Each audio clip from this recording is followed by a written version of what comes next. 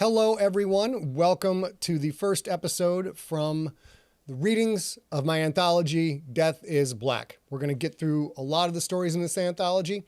Some are already recorded. We'll put those in the podcast feed, but all the stories will wind up going into the podcast feed, which you can find at scottsigler.com/subscribe. Let's go. This is the fifth day of deer camp.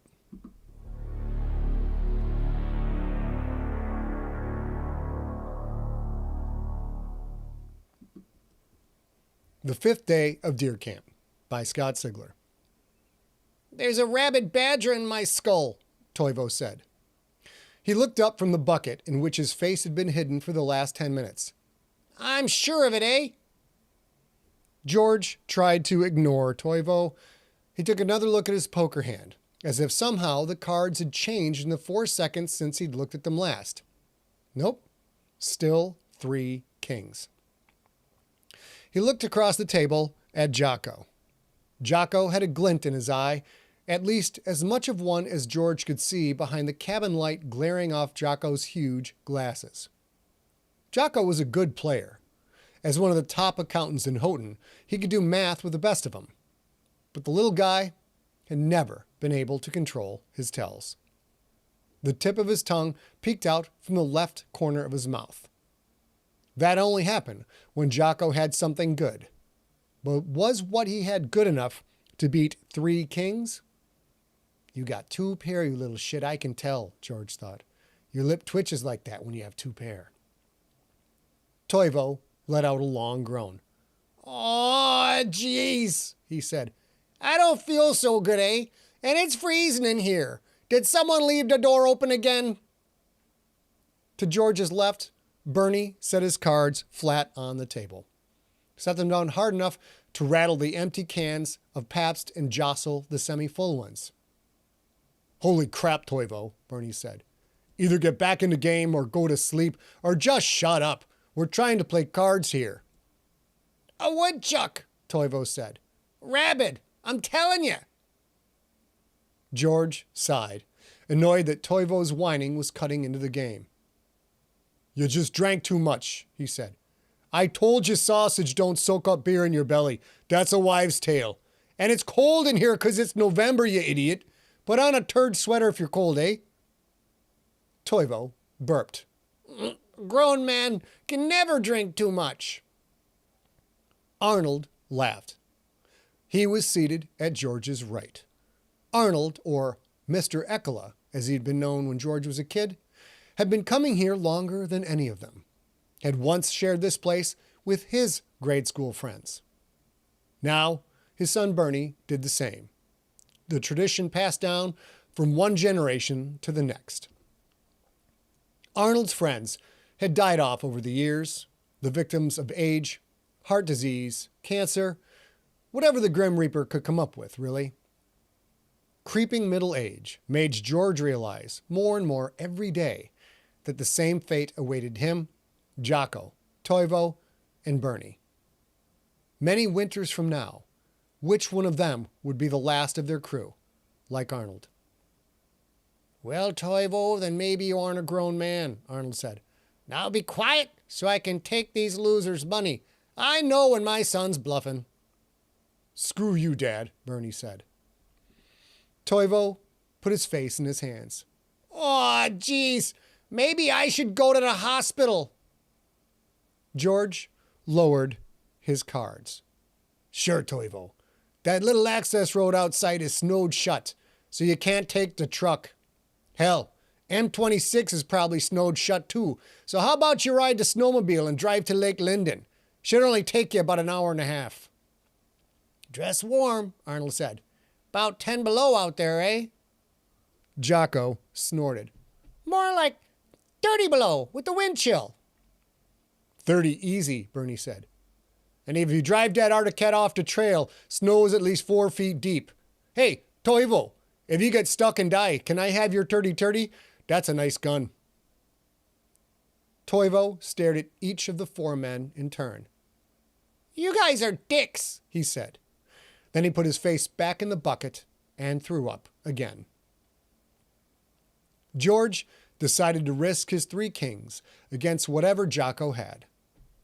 Arnold's wrinkled old fingers were holding his cards an inch from his nose, so close his bushy eyebrows almost brushed against the 5 faded logos of a white G inside a yellow oval set against a green background.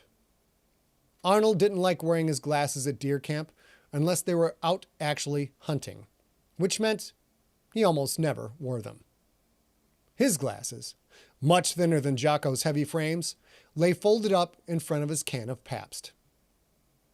This scene, the game, the people, the beers, the cabin, the freezing cold, Toivo over-imbibing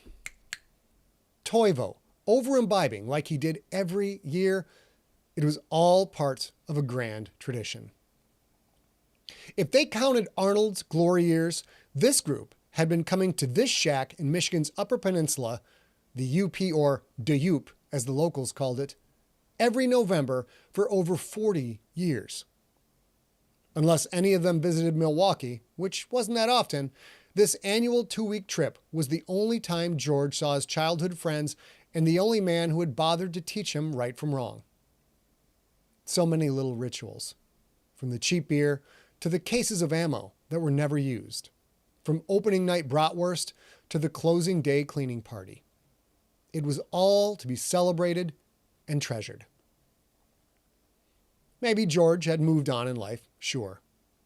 Maybe he'd worked to get rid of his Yooper accent, learned to say the instead of duh, yes instead of ya, because in the big city, he thought that made him sound dumb. Just because he felt the need to change, though, didn't mean he thought his friends should.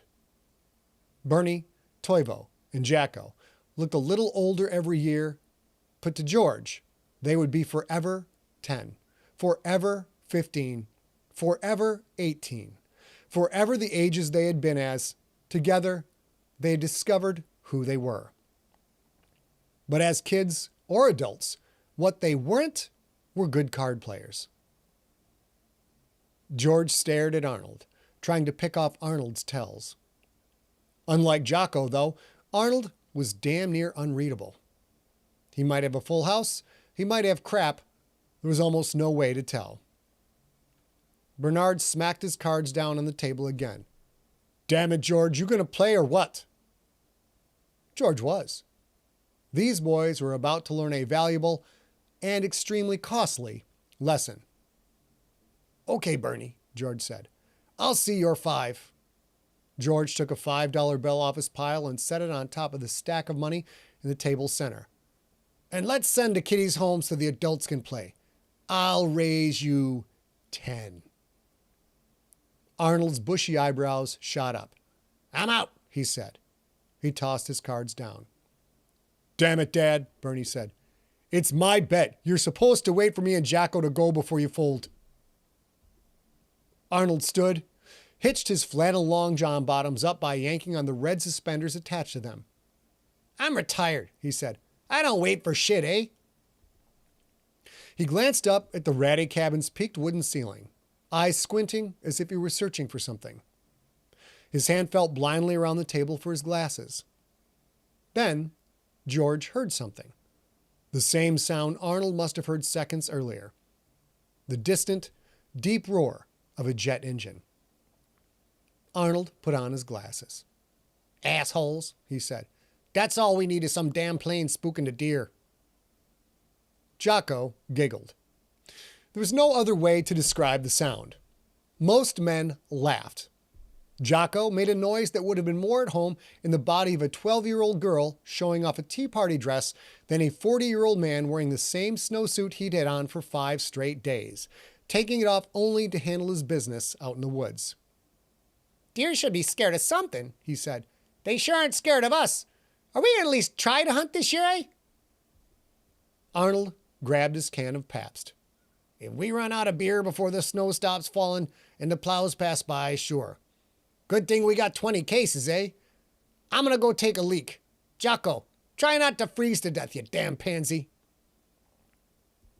The old man opened the cabin's rickety door and stepped out into the winter night, letting in a strong gust of crisp wind and a scattering of blowing snow. Jocko shivered. See what I mean? Freezing my balls off and we could be somewhere insulated. What balls? Bernie said. Jocko had more money than the rest of them combined. Every year for the last 3 or 4 deer seasons, he'd begged to get a better cabin. He even offered to pay the difference. But straying from the path was not allowed. Since George and Jocko and Bernard had been old enough to drink, they had come here with Arnold, and here they would continue to come when their own sons were old enough to join, and keep coming until they either died or grew so old they couldn't handle 2 weeks of bitter Upper Peninsula cold. Bernie scratched at his beard. Not even a week in, and it was damn near full. The guy had some kind of mutation. Of that, George was sure. Bernie, put up or shut up, George said. $10 to you. Bernie reached for his money, then paused. He looked up to the cabin's thin, peaked wooden roof, just like his father had moments earlier. Jocko did the same, as did George. That jet had grown louder, much louder. The empty cans of pap started to rattle like ominous little tin chimes. "Aw, jeez," Toivo said. "My head hurts so bad it's roaring." The cabin door opened, and Arnold rushed in, stumbling from the long johns pulled halfway up his thighs, the suspenders flapping wildly. "Get down, eh? It's right on top of us." George was about to ask the man what was going on, but the jet engine grew so loud it had to be right above the cabin. George dove under the table, bumping it hard as he did, sending empties and cards and money flying. He hit the wooden floor hard and lay there for only a split second before it seemed to bounce up below him, the entire cabin rattling like a big box of dry wood.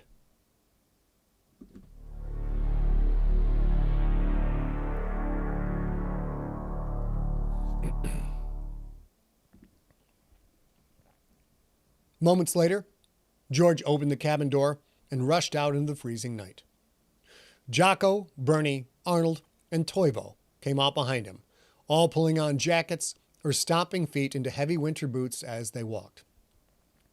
Falling snow ate up the sound, but the woods were even quieter than normal, as if the low-flying jet had intimidated. Falling snow ate up the sound, but the woods were even quieter than normal, as if the low-flying jet had intimidated the entire landscape into a terrified silence. When the sun had gone down 6 hours earlier, the trees, both lush pines and bare-branched hardwoods, had been blanketed in blazing white.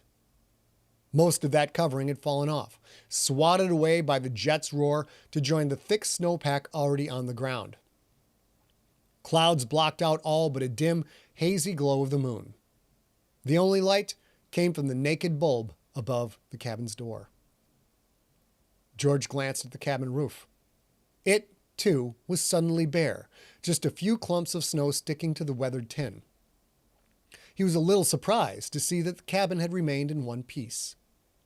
Pots had fallen off hooks and crashed around the wood stove, and all kinds of bat and bird shit had rained down from the old roof, but the one-room building seemed to be fine. Jocko's Jeep Grand Cherokee had 2 feet of snow. Jocko's Jeep Grand Cherokee had 2 feet of snow on and around it. Other than the Arctic Cat, which was so buried it was little more than a snowbank, the Jeep was the only way to go.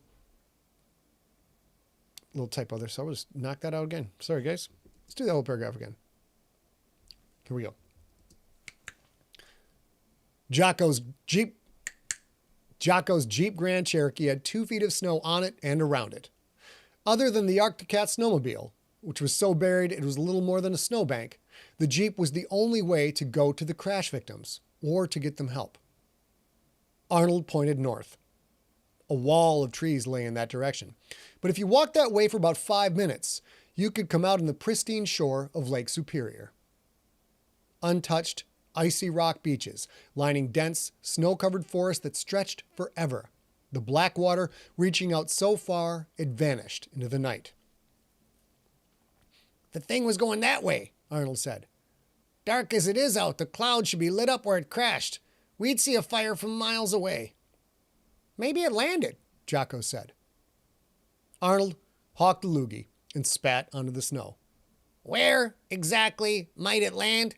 Ain't no airport around here can even take a prop plane, let alone that big-ass thing that flew over, eh? Twice in rapid succession, Arnold had said thing instead of plane or jet. Mr. Eckela, George said, what exactly did you see? George had known the man since the second grade at Ontonagon Elementary, since the first time Bernie had invited he and Jocko home to play. Even now that George was in his 40s, with a son of his own, he couldn't bring himself to call Arnold by his first name, no matter how many times the man asked. Lights, Arnold said. Lots of lights. Goddamn big, eh? I don't know what it was, but it wasn't a jet. Bernie threw up his hands in frustration. Dad, it was a jet. Your eyes are old as hell, remember? Arnold pointed to his glasses. Had these on. Know what I saw. It was a jet, Bernie said. Jocko walked to the cabin's corner, taking big steps to push through the thigh-high snow. I'll check around back, he said. Maybe something out that way. Toivo rubbed at his temples. Arnold is right, Bernie. There's no airports around here. A jet makes that much noise, could maybe land on the highway, but other than that, it would have had to crash, and if it crashed, we'd see fires or something. George pulled his cell phone from his pocket. If it was a plane, maybe there's news coverage. Let me see if I can get a signal. Your phone hadn't got shit all week, Bernie said. I left mine inside. I'll grab it. He turned and trudged back into the cabin. George yelled after him, and grab the flashlights. They had rushed out of the cabin expecting to see pillars of flame, had grabbed coats and boots and little else. Whatever was going on, they needed to slow down, think things through. Being outside at all in this weather could kill. If they were going to go through the woods looking for Arnold's mystery non-plane, they had to use their heads. George couldn't get a signal. Being in the middle of the woods in one of the most rural and remote places in America, he wasn't surprised. He put the phone away. Hey, guys? It was Jocko. He'd gone all the way behind the cabin and come around the other side. He was leaning heavily on the corner, as if he were suddenly exhausted. You need to come see this, right now. He ducked back out of sight. Arnold started after him. The old-timer more sure... Arnold started after him. The old-timer more sure... Arnold started after him. The old-timer more sure-footed through the snow than the men 25 years his junior. George fell in behind. Bernie came out of the cabin, one flashlight in his right hand, another under his right arm. He waved his left hand. The glowing cell phone screen he held seemed to blaze like a comet. Told ya, he said. AT&T works in the big city, Georgie, but out here Verizon gets full signal. Hey, where are you going? Come on, Arnold snapped. Jocko saw something. George followed in Arnold's footsteps, which was easier than plunging his feet into the thigh-deep snow. Bernie followed behind, putting his feet in the same spots. He handed George the extra flashlight. George turned it on, pointed the beam out in front of Arnold. The old man moved like he had the place memorized. He did, but the snow was deep, and who knew what fallen log or stick might lie below the surface. George felt a little embarrassed that the snow here was untouched save for Jocko's fresh prints. He and his friends had barely left the cabin at all. Deer camp wasn't really about deer. It was about drinking and sleeping and playing cards and telling stories, about making fun of each other, about hanging out with the people who made grade school, junior high, and high school such a wonderful experience. The four men turned the corner, saw Jocko standing between two towering pines, not even 15 feet from the cabin. A lone set of footprints showed his path through the snow. George and Bernie's flashlight beams spotlighted Jocko and the fluffy white that came up almost to his crotch. He had his back to them. He stood still, yet he was shaking, and somehow George knew it wasn't from the bitter cold. Jocko looked down, looked at the lit-up white around him, then turned so fast George took a step back. The flashlight beams lit up his glasses, making him look like a movie android about to unleash a death ray. "Turn off the damn lights," he said. Out of nowhere, little Jocko, the runt of their litter, had transformed into the scariest person George had ever seen. This wasn't like Jocko, not at all. Jocko was terrified. Bernie's flashlight blinked out. George fumbled with his own for a second, then clicked it off. The entire world blacked out for a split moment, plunging George into a cold, dark, silent void. His eyes quickly adjusted, and the first thing he noticed was a glow coming from the deep woods. A green glow. His friends had become reverse shadows, their faces and clothes spots of less dark that moved and turned, all facing that strange light. They walked to Jocko, feet crunching loudly on undisturbed snow until they stood next to their friend. George stared. He couldn't tell how far away the lights were exactly, but through the trees and the thick underbrush, he could almost make out a shape. Not the shape of a big jet like a 747, or even a prop plane for that matter, but instead a thick rectangle. The upright edges maybe 20 or 30 feet high. The lines parallel to the ground were much longer, maybe 100 feet, maybe more. A rectangle, or the profile of a disc. "That's not a plane," George said. Arnold nodded. "Told ya." "Aw, jeez," Toivo said. "What the hell is that thing?" Bernie shook his head in wide-eyed disbelief. "Sorry, Dad. Guess there won't be any news stories about a crashed plane." Arnold nodded. "Yeah, that's fine. Maybe you should look anyway, though. Check one of those news sites." Toivo crunched over to Bernie. "CNN? That's a good one."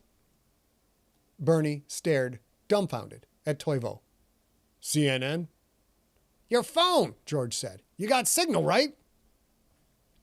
His own voice seemed oddly normal, when he knew it probably should have rung with panic. Something was very, very wrong, but Mr. Eckler was standing right there, and Mr. Eckler was as calm as could be. Bernie twitched like someone had stabbed him with a fork. "Oh, shit, right." He dug in his pocket and pulled out the phone again. The screen blazed, lighting up slowly billowing cones of breath. "Aw, geez," Toivo said. "Turn down the brightness, eh?"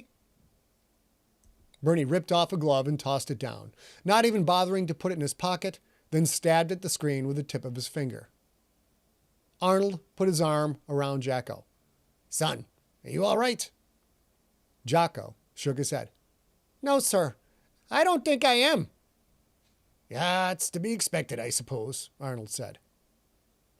George stared at the man. How could he be so damn calm? George knew he should be the one to say something, to get things organized. But all of a sudden, he was 12 again, and so was Bernie, and Jocko, and Toivo, and Mr. Eckler was the adult. Jocko's dad had died when he was just a toddler. George's dad had left when George was 8 and had never come back. Toivo's dad had beaten the shit out of Toivo more often than not, had sent him to school with long sleeves. Toivo's dad had beaten the shit out of Toivo more often than not, had sent Toivo to school with long sleeve sweaters to hide the bruises on his arms. That had happened since the 4th grade, at least when Toivo's family had moved in, until the summer after the 5th grade, when Arnold had paid a visit to Toivo's house and given... That had happened since at least the 4th grade, when Toivo's family had moved into town until the summer after the 5th grade, when Arnold had paid a visit to Toivo's house and given Toivo's dad a lesson on how to dish out a real beating. After that, Toivo's dad walked with a limp. He also never laid another hand on his boy. Arnold Ekela and his wife hadn't just raised Bernie, they'd basically raised 3 more boys as well. For George and Jacko and Toivo, Arnold wasn't their biological father, but he was their dad.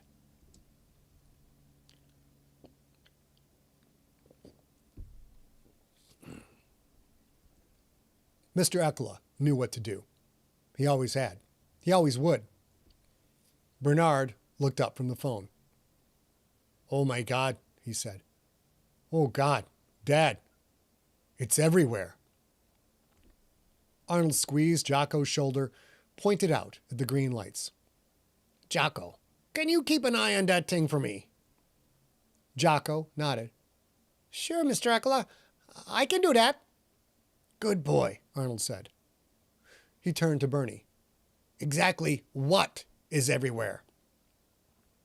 Bernie pointed to the lighted rectangle. Those are Milwaukee, Boston, New York, says there's even one in Paris. It's fucking aliens, Dad. That's what CNN says." Toivo nodded.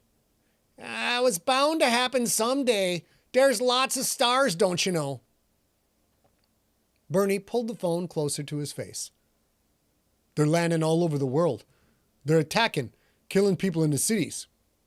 Air Force is fighting them. Army's been mobilized. Dad, we're being invaded." George took 2 steps toward Bernie, snatched the phone out of his friend's hand. They were not being invaded. That was ridiculous. There was some other explanation for this. Shit like this did not happen. One glance at the webpage confirmed what Bernie had said. George tried to poke the screen, realized he, too, was wearing gloves. He tore them off and threw them down.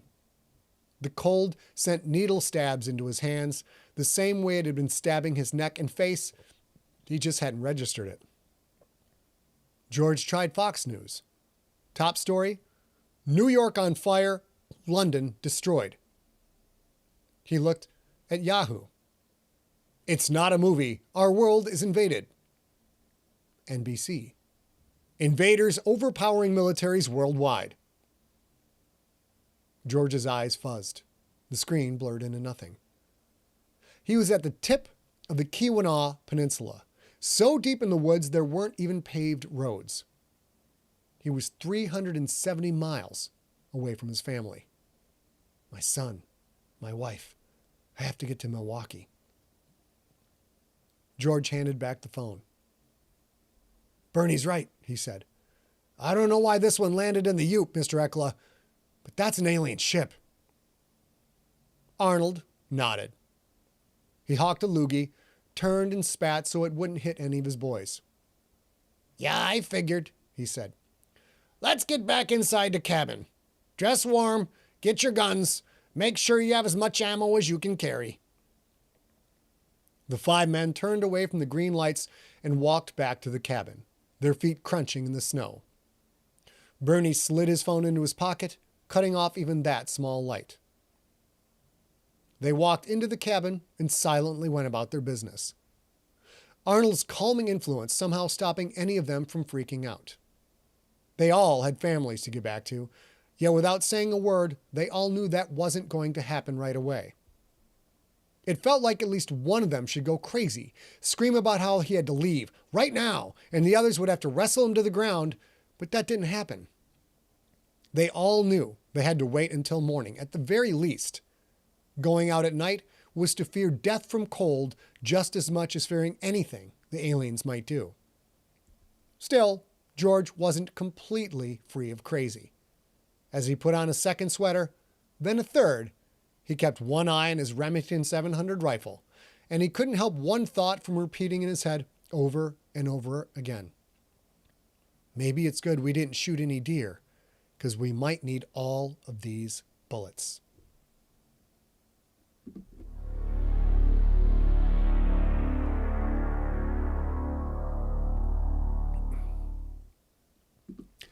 That was the 5th day of deer camp. Later in the feed, we're going to have the 6th day of deer camp, a two-parter, and finish the story off with the 7th day of deer camp, which I'm not sure how long that one is, but it ends very messily. Till the next time I read you a story, later. There we go. That's it. I had some trouble getting through the read on that one. You know how it is, man. I basically read half a story to start with. Baby girl, come on up. Get on up. Get on up. Let's turn off Death is Black.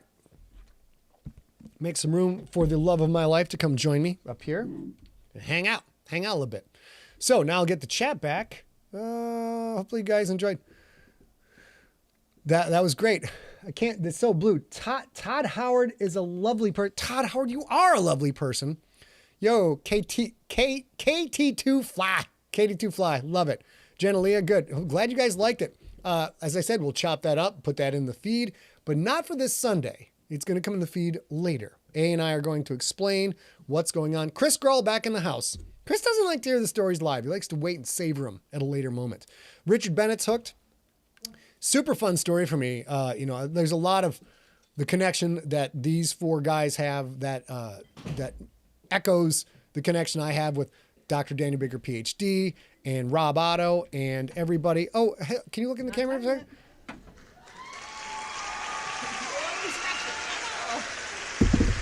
Look who's here. Oh, look who's here. All right, so I had to restart the machine. Appreciate all of your patience. That's very nice of you to be just chill and come back. It's why you're classy. I tell people all the time, my fans are the fucking classiest you ever saw in your fucking life. Let's get the chat over here. And it's going to be a little bit of bumblefucking while I call up windows that were up before, but now they are not. Do the best we can. We'll do the best we can.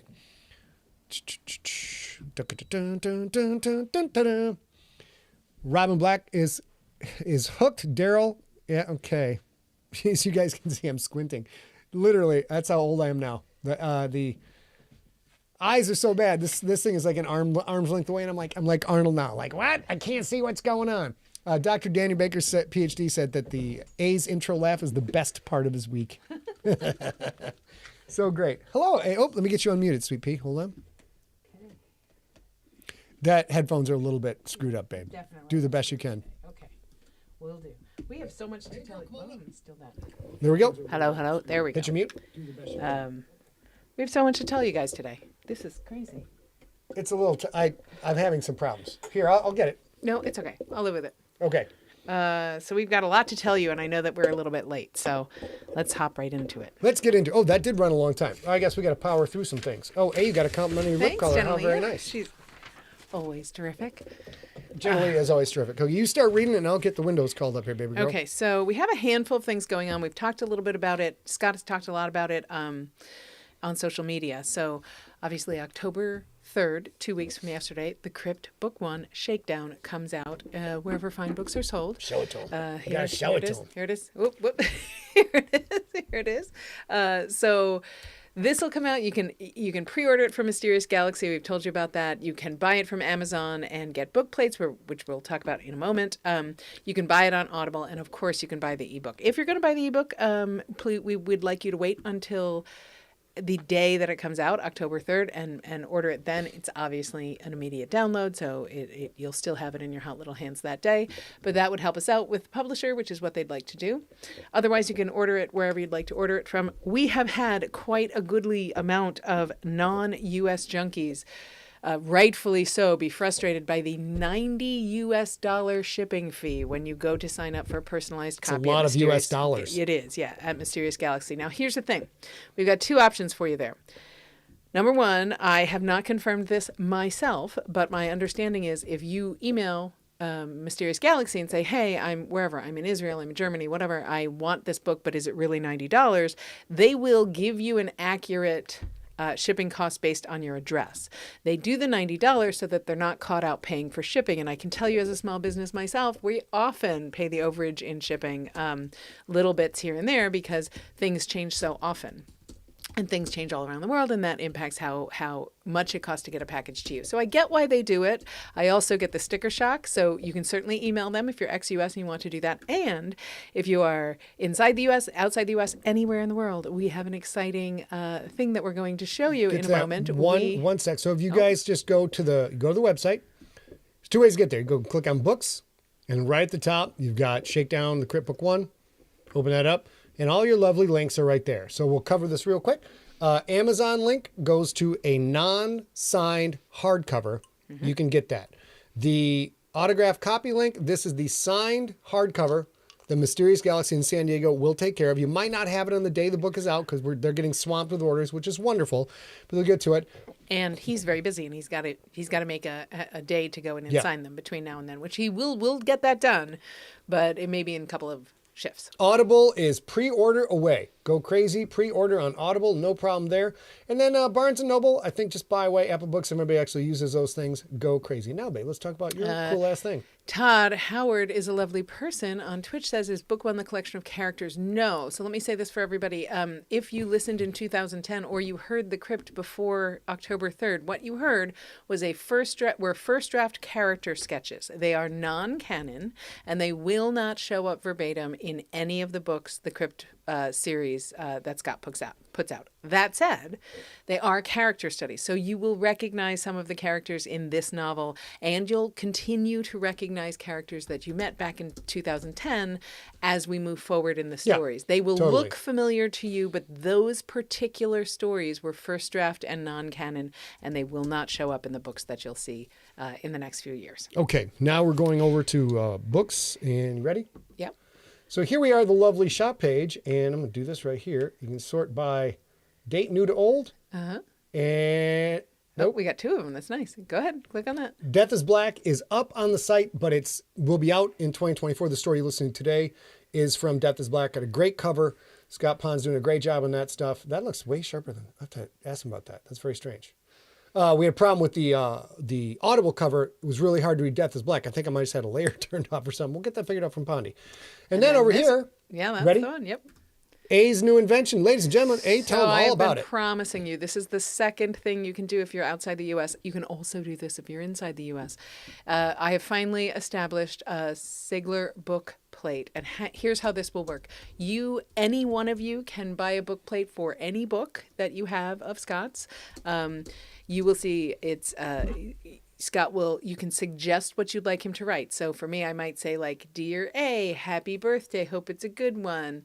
Hope you enjoy this book, Scott. And that's what he would write on it. What's going to happen is we are going to mail you in a 5x7 envelope. We're going to, a little bit bigger than 5x7 envelope. We're going to mail you a 5x7 clear matte sticker that goes on the fly page, which is that page where there's normally a signature of whatever book you have. Now, we are going to have to figure it out if the fly paper, the end papers are black, but that's not the case for any of the GFL books, and that's not the case for the Crypt, right? What's that again? Which one, the Crypt? Here. That's not the case for the Crypt. So... I was answering chat. What were your question? Is what color were the end papers?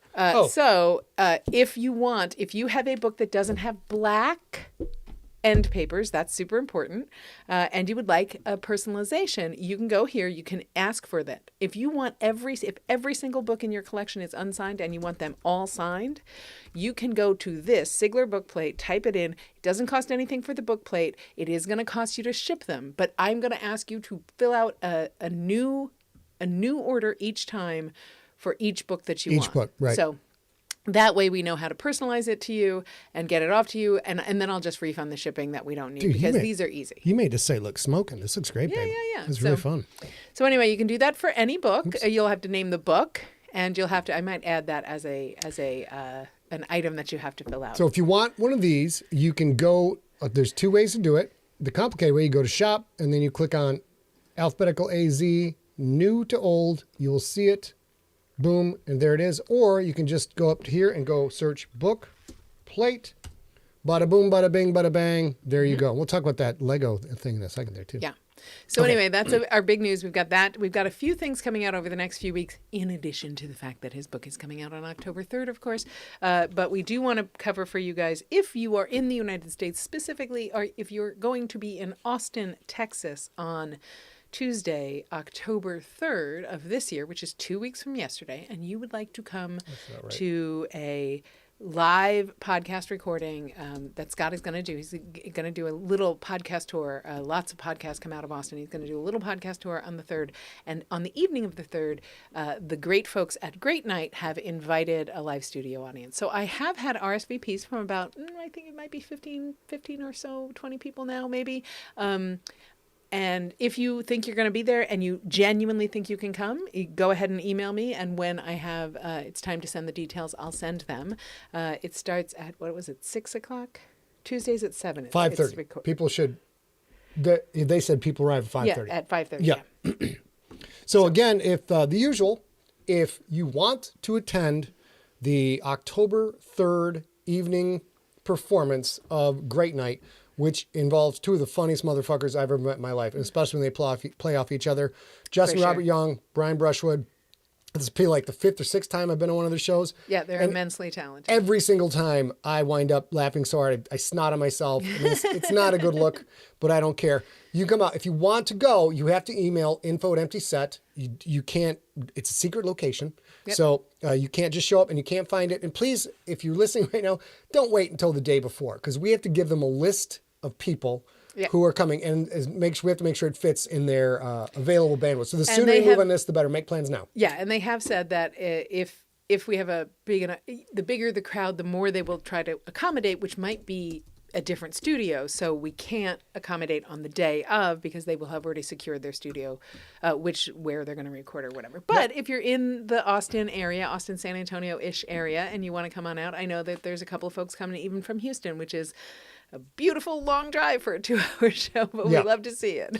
And this, if you can't attend or you're not in Texas or anywhere close, you can go to twitch.tv/Night Attack. Now, of course, all the Twitch people in the room are going to figure that out, no problem. They only show it live on Twitch. So if you're not a Twitch user, sign up and you want to watch this, and I recommend it because they're just so fucking funny guys, so smart.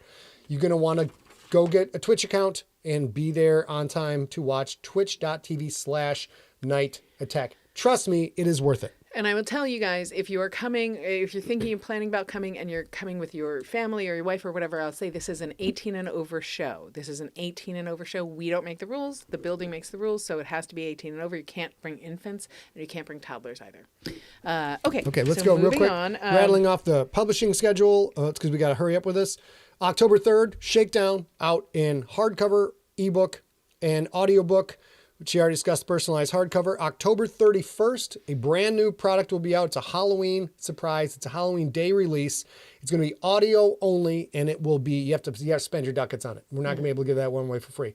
And then February... And it will never be podcast. Never be podcast. And then February 14th, 2024, on Valentine's Day. So cute. Valentine's Day, that will be the hardcover, ebook, and audiobook release of Slay Season 1. So there's the updates on all that shit. Babe, go ahead. So here is the most important part for the next couple of weeks. First things first, you guys have been terrific and super supportive of the crypt, and I really appreciate that. We are going to be quite busy in the next couple of weeks, so you'll see a lot of us in a lot of him in your feed, a lot of stuff like that. So hopefully it's not too much, but there are a few updates for Sigler in Place. Next Wednesday, there will be no Sigler in Place. We have too many launch things for the book going on to fit them into a day where we also stop and start production on this show at 3 o'clock in the afternoon. So what's the date on that one? That is the 27th, I believe. So 9/27, there's no show. Is that right? Yeah, let me double check the date for you. That's this coming a week from tonight. 9/27, yep. No show. No show at all on 9/27. And then in the Sunday feed, we're going to be running Blood is Red starting this Sunday. And so you may have heard that, you may own that, but these are stories that we're going to run through this feed as we record here live. So the best way to hear new stuff is to come to this stream because you'll see it live. So next Wednesday, the 27th, no show at all. The following Wednesday, October 4th, it'll be the day after the book comes out. Scott and I will have traveled, done a whole bunch of prep, a whole bunch of podcasts and recording and stuff in between now and then have traveled to and from Austin in a day and a half so that he could be on 3 podcasts on the day the book comes out. So we're getting back to San Diego midday on 10/4, and we decided we're not going to have a live story reading, but we would absolutely love to do a victory lap and hang out and just have a happy hour and hang out with you guys. I'm gonna be drunk. I'm gonna tell you right now. I'm gonna be jet lagged, tired from travel, drunk, and possibly also partaking in other legalities of California. I can't say for sure, but I'll tell you what. 10/4 episode. You guys get your drinks together and come hang out because it's going to be silly. And you are welcome to ask questions and stuff. It's not exactly it won't be a Q&A episode. It's just going to be talking about the book and talking about the experience of that big trip and all that stuff. Yeah. And very specifically, while you are welcome to ask questions about us, about any of Scott's stories, we won't be answering or recognizing or acknowledging crypt questions on that day. And we would really, really, really appreciate it if you have finished the book by 6 p.m. the day after it comes out.